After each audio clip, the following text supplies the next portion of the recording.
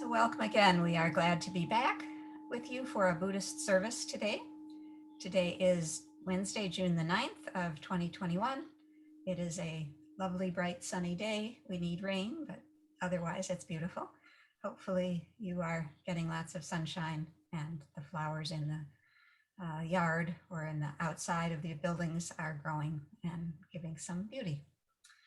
I'm Miss Shepherd. I'm happy to be here with my friend, Miss Ross.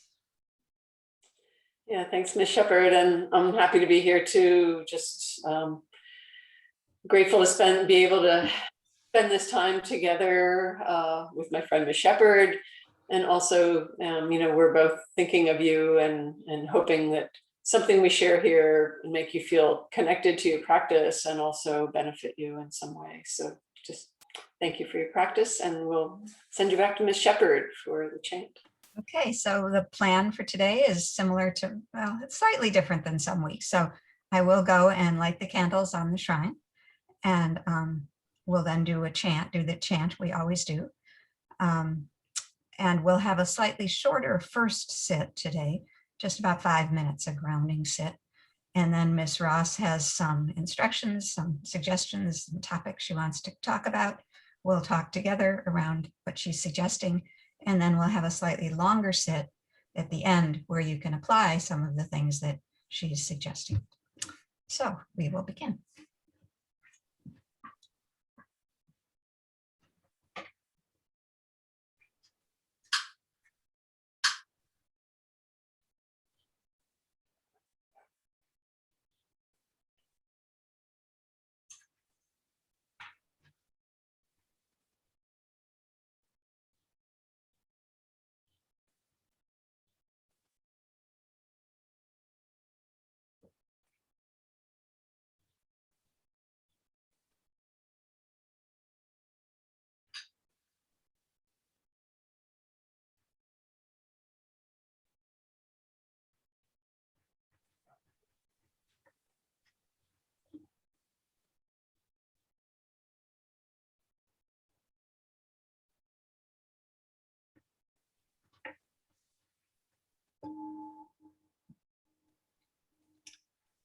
Now let us chant the reflections on universal well-being. May I abide in well-being, in freedom from affliction, in freedom from hostility, in freedom from ill will, in freedom from anxiety, and may I maintain well-being in myself. May everyone abide in well-being, in freedom from hostility, in freedom from ill will, in freedom from anxiety, and may they maintain well-being in themselves. May all beings be released from all suffering, and may they not be parted from the good fortune they have attained.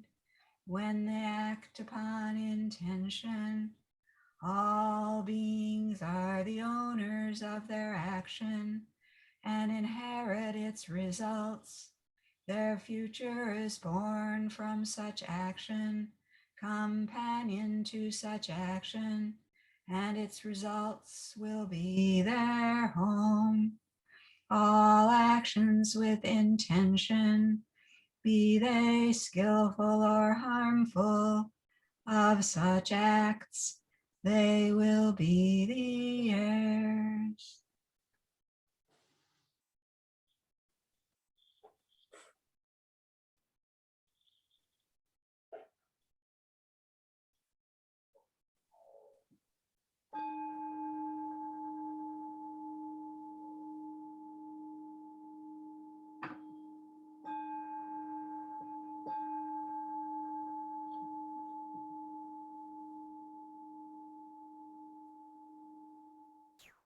So settling wherever you may be into this very moment.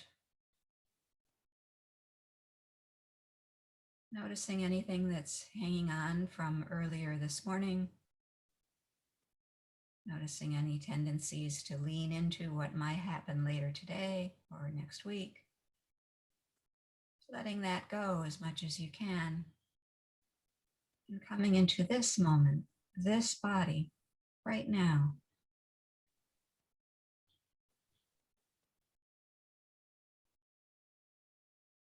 So we use the body to come into this moment because the body is only in this moment. So maybe feeling the weight of the body on the chair or the floor or the bed, wherever you may be.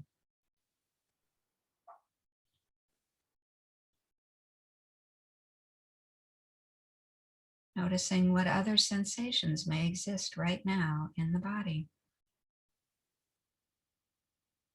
If your hands are touching each other or your thighs, noticing any sense of warmth or coolness or tingling. Same with the feet. Hands and the feet are often places we could connect into body sensations easily. Letting your attention go to the hands, to the feet, to the shoulders and neck, to the face,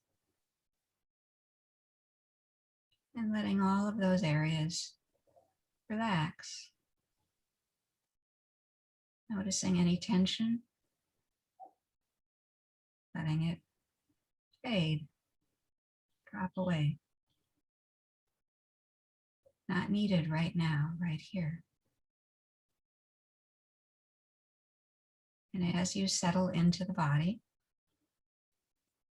noticing that the body is breathing. Noticing that on the in-breath, the belly expands. On the out-breath, it contracts. Making sure that you are breathing.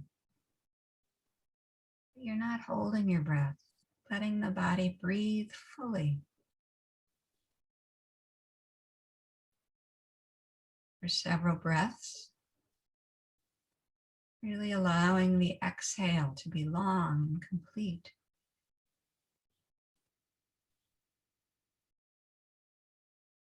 And then completely filling the chest cavity and the belly, the whole trunk on the inhale.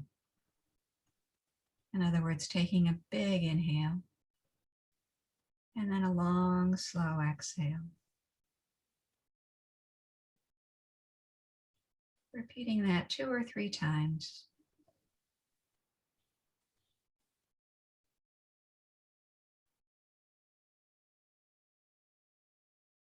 And then when the body feels more settled, returning to whatever feels natural, breathing at whatever rate feels appropriate.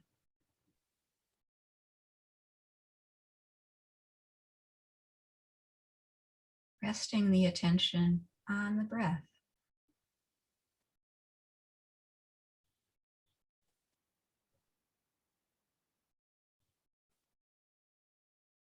Letting the breath be the calming agent.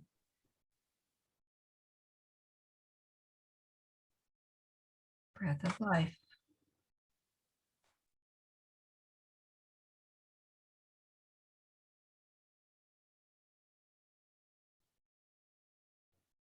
Using the breath in this way to come into this moment.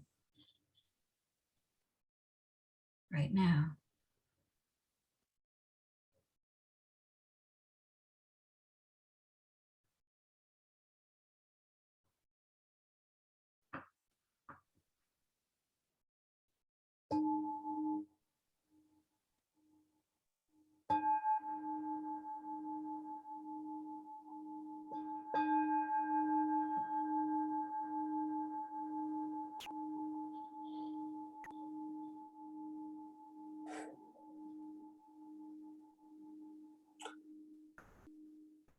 Thanks, Ms. Shepherd.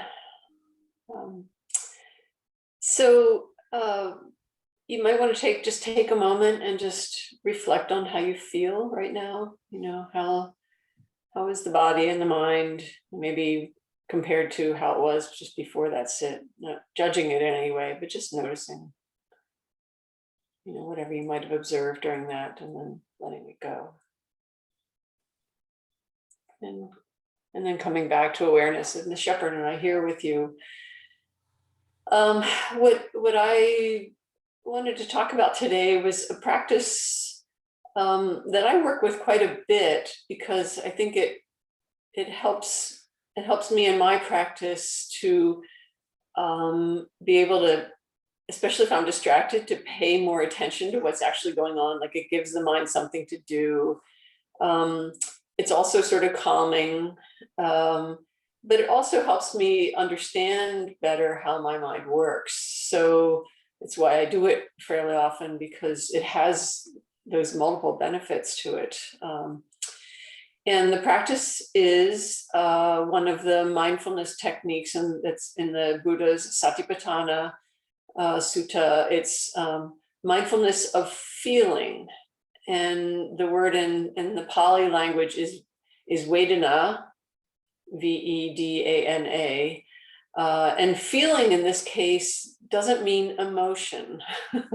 So we're not using our mindfulness to pay attention to our roller coaster emotions. We're actually looking at it in a more subtle level. Like, these emotions can be a pretty big ride a lot of times for us as we're sitting in meditation. But this is more of a subtle thing, and it's really where the emotions come from. And this idea of feeling, or feeling tone, is the term that's often used. And what it really means is we're looking to see, is what's happening right now, is it pleasant to the mind? Is it unpleasant? Or is it neither pleasant nor unpleasant? It's just kind of neutral, is the short term that's used for that. So this is the three categories of our experience. We can check in with the mind, and as it's relating to experience, whatever's happening in our meditation or in everyday life. And that's the other reason I like this, because I do this in my everyday life too. Just check in, like, is the mind sensing what's happening as being pleasant or unpleasant? Or is it just kind of neutral about it? So it seems pretty basic. But the reason it's really important is that really subtle difference between pleasant and unpleasant and neutral is the beginning point of watching our mind as it takes off into a story, right? So we might have a pleasant sensation, like I might be watching a sunset and I go, well, this is pleasant. And then it's like, oh, it's really pleasant. Like, it's really beautiful. So we can feel from that simple, pleasant experience, it then turns into like a desire, like it's really beautiful. And then we want it to last like forever. And then it turns into, I really need this to last, for me to be able to stay happy and pleasant like this. And then it becomes the me that needs to have this sunset go on forever. And that's a story that you may not relate to, but like the story of our past. Like, we have a memory, maybe a memory of something, like I'll have a memory of something I might have done that was hurtful to somebody, and it's unpleasant. It's like, oh, yeah, that was unpleasant, And then I notice so it's a very basic emotion, but then I'll notice the desire is to kind of push it away. And that's the kind of the second phase that we can really pay attention to. Like, what's the energy? We have that initial sensation, the feeling of pleasant or unpleasant. And then we'll either, if it's unpleasant, we want to push it away. Like, oh, I don't really want to remember that. But then the mind holds on to it. Like, no, like that was like, you really screwed up. And it holds on to that. And it comes into a story about, yeah, you did this and this, and that wasn't the only time you did it. And then it becomes then it turns into becoming, and it turns into me who always does this. So we can, our stories that we spin out into come from that very simple beginning of either a pleasant, unpleasant, or a neutral experience. But then we can watch the progression, which the Buddha described in what's called sometimes called the chain of dependent or origination, which is a long convoluted name, but it basically means because this happens, then this happens. So because I have a sensation of pleasant or unpleasant or neutral, then I feel a desire to lean into it or push it away or ignore it. If it's neutral, I just want to ignore it and go to sleep. And then it goes into holding on to that, like really wanting it and really moving into it. And then it turns into becoming, like I have to have the person that has this. And then we have a birth into the me that has to have this in order to survive, to stay alive. So that's the chain of events. And it all starts with the simple sensation. And so as we do our practice, we can keep that map that the Buddha had laid out for us of how these events happen, how we do this progression from just a simple experience to morphing into something that we have to have. And then when we identify with the self, that's when the suffering really happens, because we solidify into the me that has to have this or has to get rid of this. And that's what the Four Noble Truths are about, is that that the truth that it's that clinging to hold on to the me that is the source of the suffering. So all these different teachings of the Buddha kind of revolve around this chain of events, and we can watch it in our meditation. And it all starts with paying attention to the sensation, the feeling of pleasant, unpleasant, or neutral. And pleasant, then we can feel it want to move into leaning into it, wanting. The unpleasant, we can feel it, that energy of wanting to push it away. And the neutral, which once we start paying attention, like we'll find out most of life is neutral. And that's why we check out, right? It's boring, I'm not going to pay attention. And so we want to just disappear. And so we can watch in our meditation how most of our experience is pretty neutral. And that's why it's so hard to keep paying attention to it, because it's not exciting enough. We want it to be dramatic because that's what grabs our attention. But most of it's neutral. And then we learn, like, can neutral be okay? Like, isn't that really the experience? Can I just be sitting with this and have it be neutral, still be interested in it, but not be looking for the drama of moving towards or moving away from the pleasant or the unpleasant, and just be there? And so this is a practice that we can do on the cushion, and then we can also take it out into the world and just keep asking ourselves, like, how is it right now? Is it pleasant, unpleasant, or neutral? And see where the mind wants to go from there. So it's, again, this exploration that keeps us in the moment, but also teaches us what the habits of our mind are, and when it leads to stress and when it leads to less stress. So you just practice a lot. And Ms. Shepherd, do you practice with this? Yeah, thank you, Ms. Ross. Yes, a really subtle and important teaching. So several things come to mind. So one, it emphasizes the fundamental way in which this teaching is really so much just about cause and effect. So what Ms. Ross was talking about, this dependent arising or dependent co-arising, is oftentimes simplified, as she said, to just say, with the arising of this is the arising of that. When this is, that is. It's just noticing how things are related. When my cellie comes back and I snap at him, he's not going to be very nice to me. He's going to be irritated. That things are connected. And as we begin to pay better attention, we notice those connections. So that's one aspect of it. The other aspect is this piece about pleasant, unpleasant, neutral. Noticing those is not the same as wanting the pleasant and not wanting the unpleasant. So we're not noticing pleasant because we want more of it.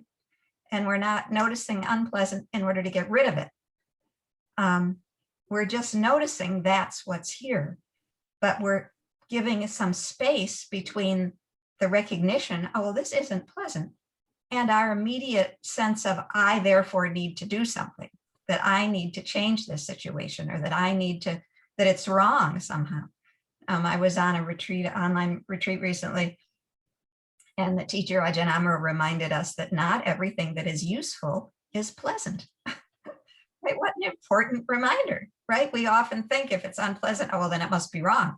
But of course, there are many really important things that are not necessarily pleasant. It's not they're awful, but they're maybe not so pleasant.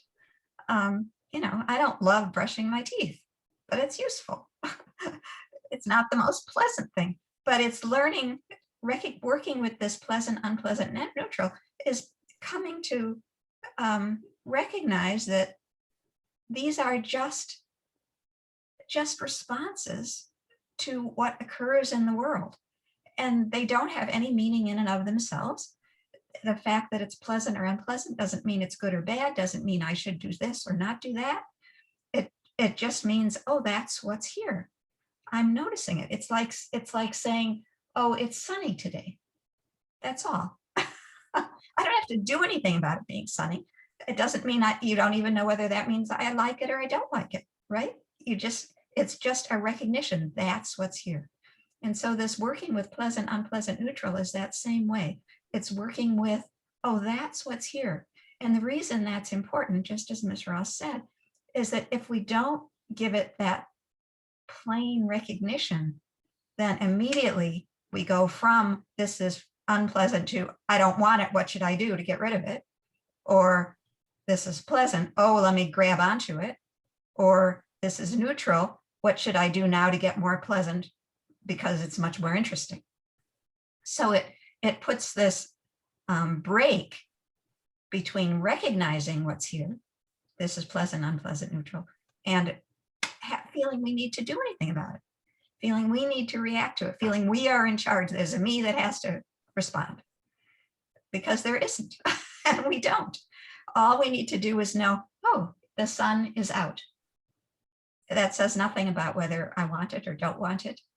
I can't, doesn't make any difference whether I want it or don't want it. It's the same with the pleasant, unpleasant, neutral. We're just getting clearer about our own internal experience. And we do that because when we are clearer, then we can maybe not have the mind zoom off in the way it always does to go react in some way, because it might be that those reactions are not very wise, are not useful. So it's not that we necessarily are completely passive in response, but that it gives us that space, you know, the pause that we talk about so often in mindfulness, that space in order to consider, well, given that this is unpleasant, what might that mean? What would be a wholesome way to respond to it? What would be a useful way? Is it useful even though it's unpleasant? Or it's pleasant. Is it useful even though it's pleasant? Maybe it's not. So it's the importance of, for me anyway, the importance of working with these vedana, these feelings in the Buddhist framework of feeling, is it's another way of getting clarity of what's happening now, and not going into our automatic response based on our immediate assessment of what that means, that it's either pleasant, unpleasant, or neutral. And so as we learn to stay with these feelings and just be with them, we recognize that unpleasant is not unbearable.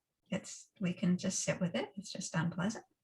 That neutral, as Ms. Ross says, sometimes neutral is actually peace. And we've just run right past it, which of course means we're missing opportunities for ease. So is this neutral that's happening that's initially seems boring? Maybe it's just sort of peaceful and easeful. And then pleasant, is this pleasant something that is worth further cultivation. Is this pleasant based on some skillful kindness or gratitude or generosity? And if so, how can I sustain that? So yes, working with Vedana, and absolutely not only on the cushion, but as we go about our daily lives, just recognizing, oh yeah, that's why I got grumpy right now. This is not so pleasant. So and then that sort of gives us some space to say, oh, okay, well, that's what happened. So that's no big deal. I don't have to hang on to it. I can feel a little grumpy, but it'll pass. So probably plenty. Thank you. Yeah. And so there's lots of different ways of working with this. And as all the Buddhist teachings, he's providing what he found as his insights and how the mind works and what the process is. But then, we can each explore that for ourselves and see, is that what our experience is? And sometimes I've found, I'll see one of these teachings and I go, well, no, that's not what my mind does at all. And then like a year later, it's like, oh, I finally see it.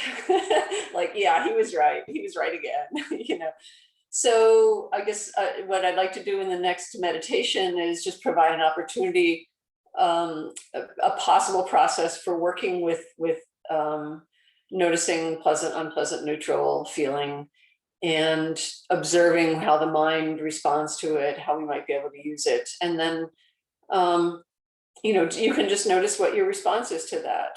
And maybe you'll see it right away. Maybe you go, well, that wasn't useful, but maybe, a week from now, you'll be experiencing something and go, oh, that's what happened. Well, it started with unpleasant and then I turned into a rage.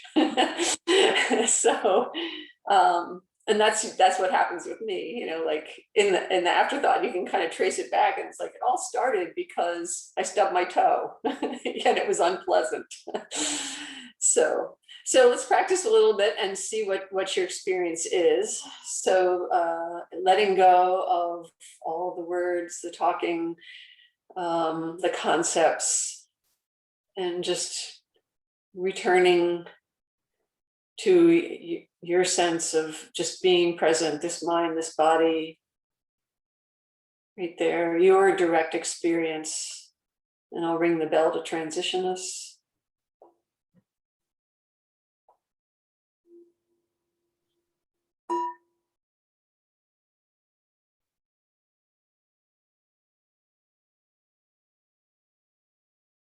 And so coming back into the sense of this body, resting on its support, in whatever posture you're in, just feeling the mind resting in the body as the body's resting on its support.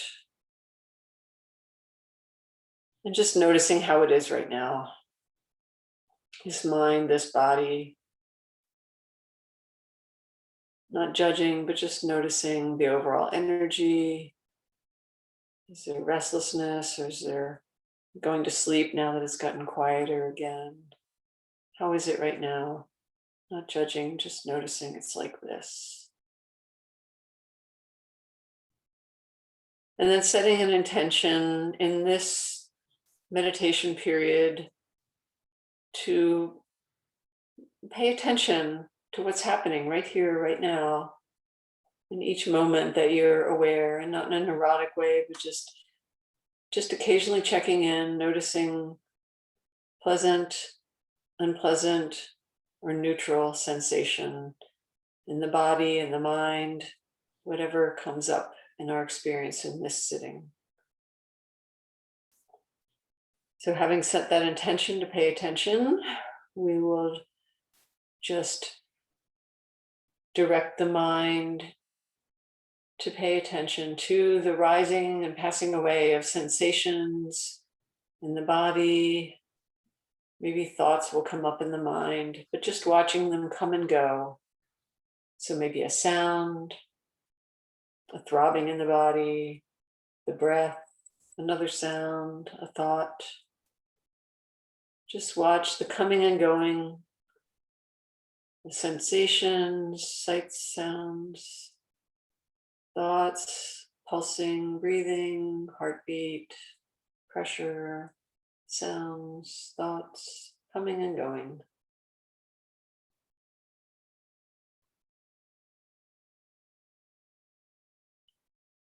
Just watching things arising, they come into the awareness and then they pass away if we don't get hooked on them. So coming and going of body sensations, thoughts, sounds.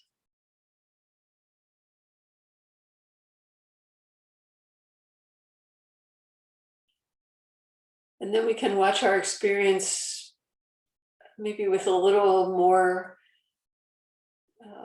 wisdom, or just noticing in more detail as the sensations come up, maybe not every one of them, but just noticing if it's pleasant, unpleasant, or just neutral. So maybe you'll hear a sound and just notice how the mind responds to it. Is it pleasant, unpleasant, neutral? Body sensation, pleasant, unpleasant, neutral. A thought, pleasant, unpleasant, neutral. So just a short label, and then go back to watching things come and go for a while, and then just check in again. Pleasant, unpleasant, neutral.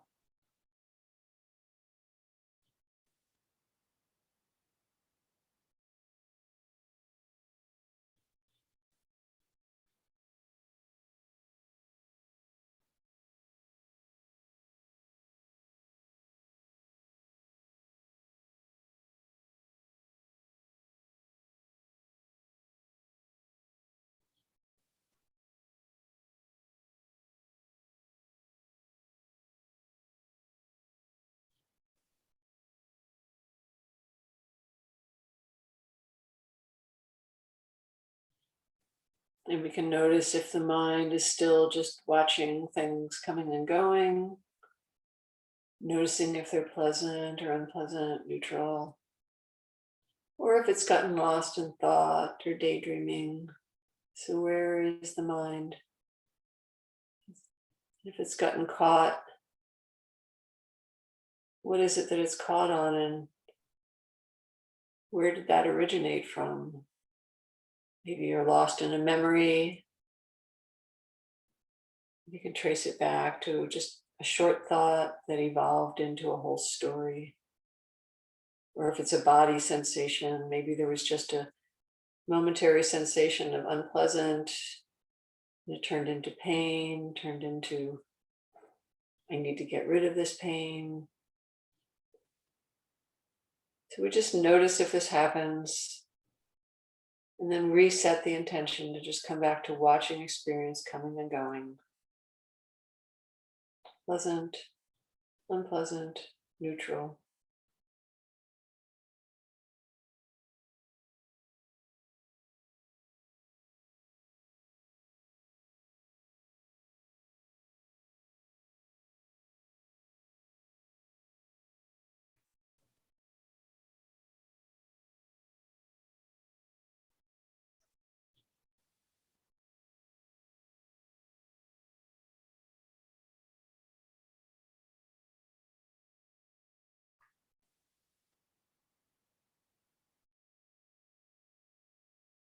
And if we pay closer attention, maybe we notice the body responding in with some energy towards these feelings. The pleasant, maybe we can feel ourselves moving towards, wanting.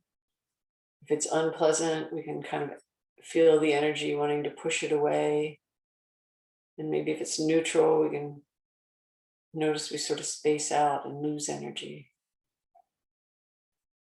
So what's the push that happens right after each of these pleasant, unpleasant, or neutral experience? Is there a push towards, push away? We're just spacing out.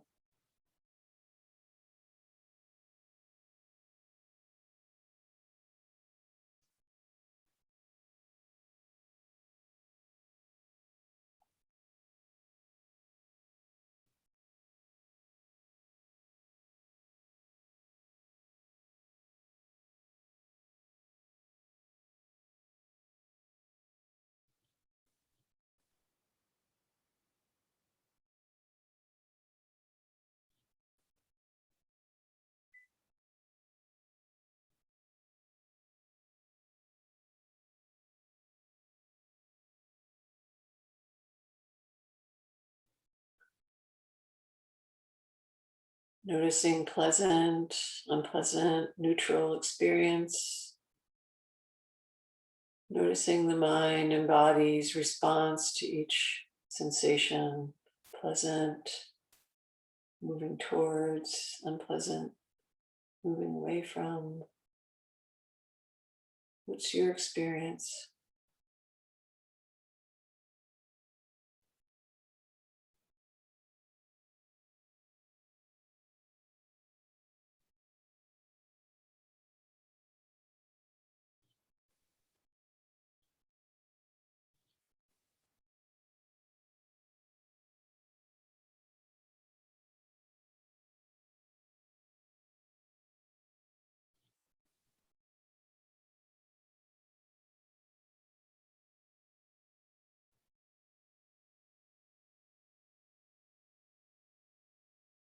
Just observing pleasant, unpleasant, neutral experience.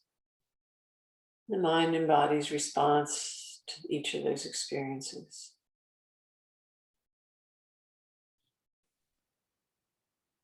Body sensations, sounds, thoughts coming and going. Pleasant, unpleasant, neutral.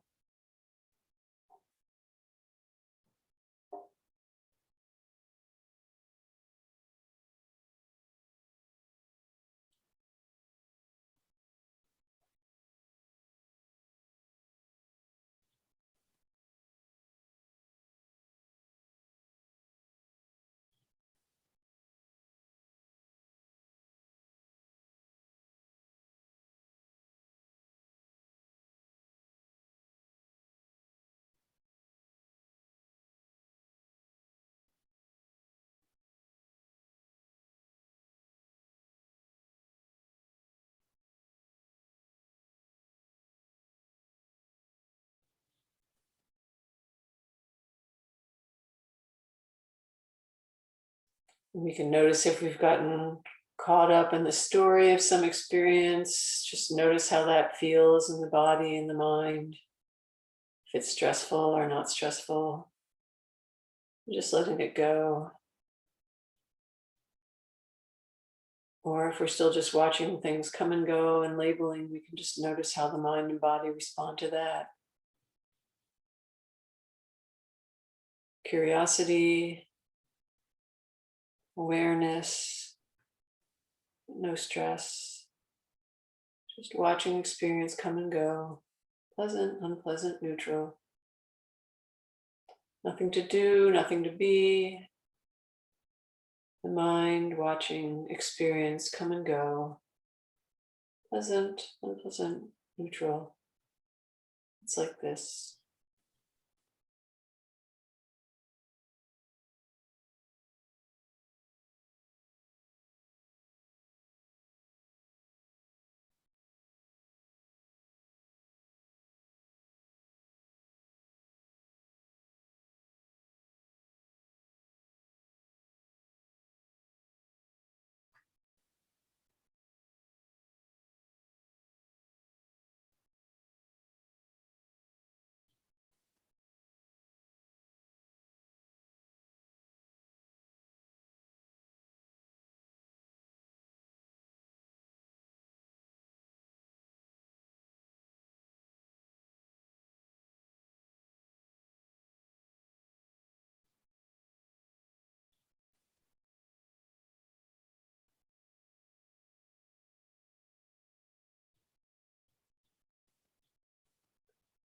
Watching experience come and go.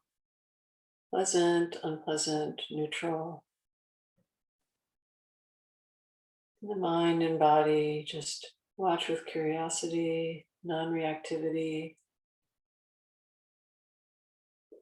Seeing that a lot of experience is just neutral, but can we stay present and interested?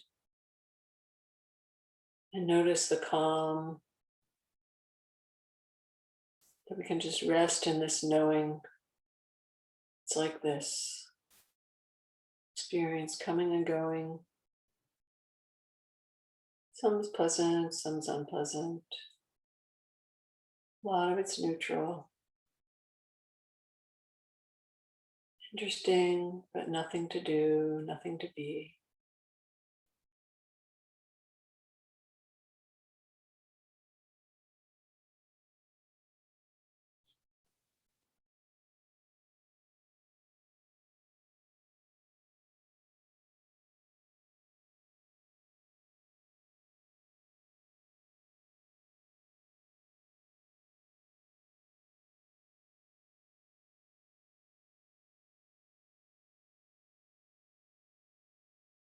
Noticing what's happening right now, noticing how the mind is, how the body is.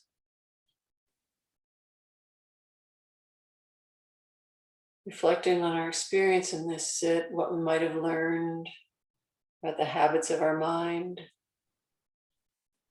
It tends towards the pleasant or the unpleasant, towards the past or the future.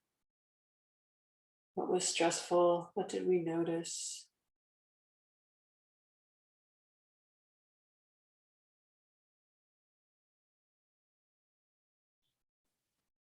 And can we accept that this is how it is?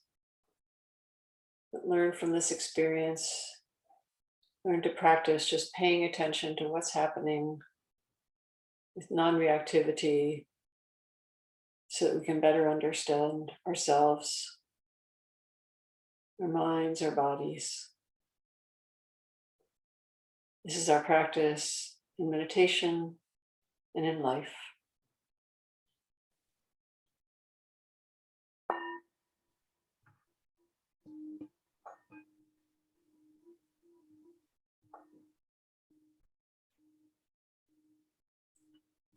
With the sound of the bell, bring the awareness back to the sensation of the body,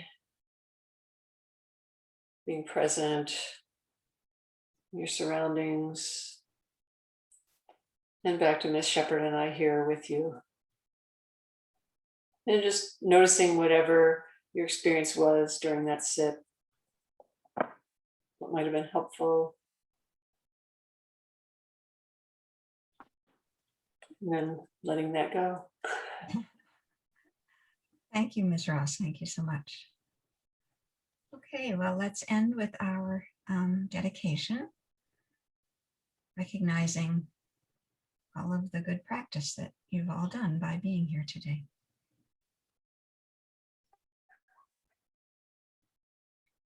May the merit of our practice together support and nourish us. May we feel inner wealth so that we can practice the joy of giving, sharing. May we always offer goodwill to others and to ourselves. May we see our own limits with compassion, just as we offer compassion to others. May our practice train the heart in clarity, kindness, and wisdom.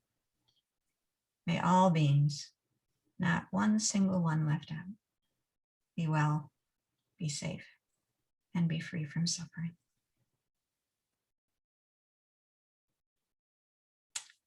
So may all of you be well, be safe, and be free from suffering. And may those you care about be well, be safe, and be free from suffering. And may all beings, those we care about, those we don't care about, those that are pleasant, unpleasant, or neutral, may all of them be well, be safe, and be free from suffering.